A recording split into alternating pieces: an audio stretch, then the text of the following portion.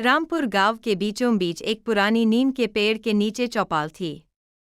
वहीं बैठकर गांव के लोग रोज शाम को हुक्का गुड़गुड़ाते, हंसी मजाक करते और दुनिया जहान की बातें करते।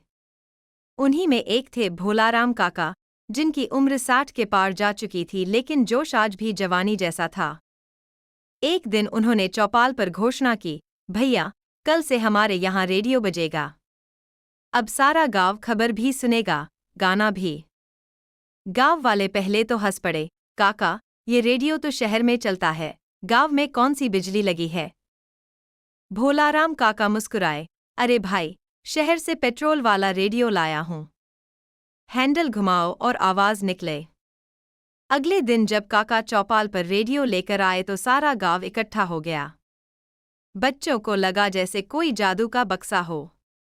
काका ने हैंडल घुमाया, करकश करकश आवाज आई और फिर अचानक, ये आकाशवाणी है, अब आप समाचार सुनिए। गांव वालों के मुंह खुले के खुले रह गए। किसी ने कहा, अरे, ये आदमी बक्से में कैसे बोल रहा है।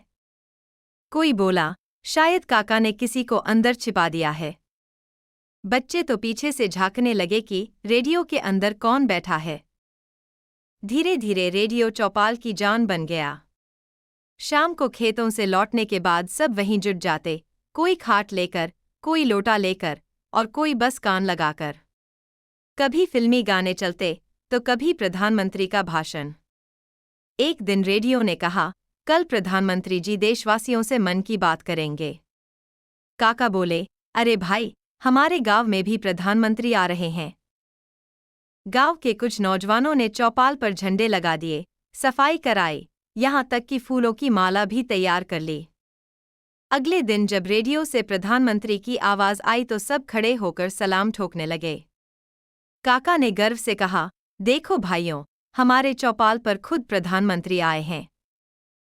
गांव के मास्टर जी ने हंसते हुए समझाया, काका, ये रेडियो है, प्रधानमंत्री तो दिल्ली से बोल रहे हैं। काका बोले, अरे मास्टर, बोल दिल्ली से रहे हैं, सुन हम रहे हैं, तो फर्क क्या पड़ा।